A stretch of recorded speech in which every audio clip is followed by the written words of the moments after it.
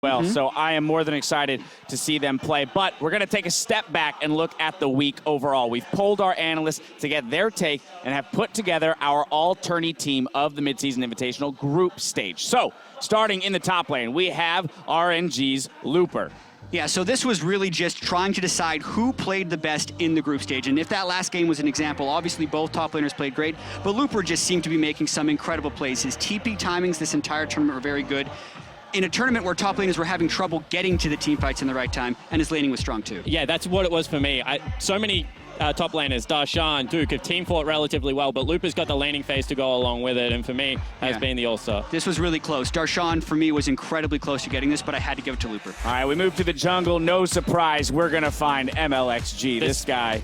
Spicy hot pot. Like, this guy plays everything. So many champions. And, you know, this is a worry because his Graves was great in Italy and Kindred, but he also has Elise in the Elise. Like, he just plays everything at such a high level. Yeah, he's able to make the right decision in an early game almost all the time. So that's his biggest strength, as well as being able to team fight on Lee Sin, which is a little bit impressive. Yeah, I think the most incredible thing for me regarding him is how he has separated himself from the rest of the Nidalees in the tournament. Yeah. We're going to move to the mid lane. Xiaohu, more RNG. Yeah, no surprises. They did go 8-2 in the group stage, almost 9-1, and both of those games that they lost were winnable. And Xiaohu was very close to me with Maple because they both played tremendously, but I had to give the edge to Xiaohu because he just seemed to have that extra gear, both on the Blanc and on Azir. Yeah, and that's what it was to me, the Azir. I mean, we've seen so many Azirs picked up and it's won so many games, but Xiaohu just does things with that champions that are absolutely disgusting, to be honest. And we've seen him teamfight, we see him generate picks. He's just a good young player. In the ADC role, it's not just the analysts who think it, the players think it too. Stixay.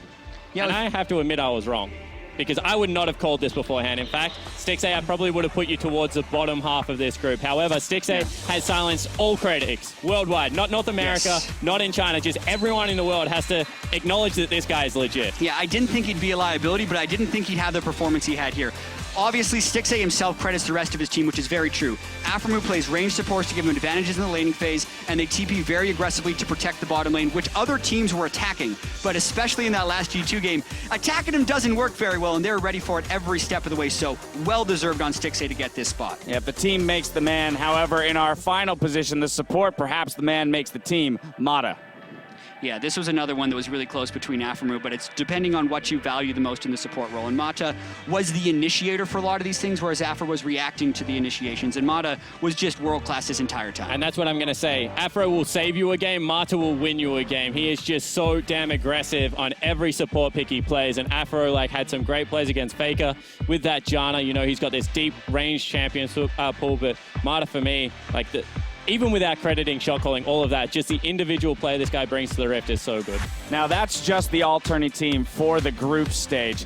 Do you guys have a dark horse, an individual for the bracket stage that you think might be able to step up, challenge one of these guys in a role, and make a case for being the best in his position? I've got a dark horse for you. A young man named Faker. He might be able to step up in a best of 5 who against is not RNG. On this list? There could be like a really good player. Yeah, there might be actually, one. that's a good point. Faker and Bang are suddenly an underdog story, which is a little bit peculiar, but that was obviously, I will defend every single one of those choices for who played best in the bracket stage, but that is not a list of who is the best players in the tournament. Yeah. And Faker and Bang can absolutely come back. And when we do list our series MVP for the finals, there's a good chance it could still be Faker or Bang. What about Maple?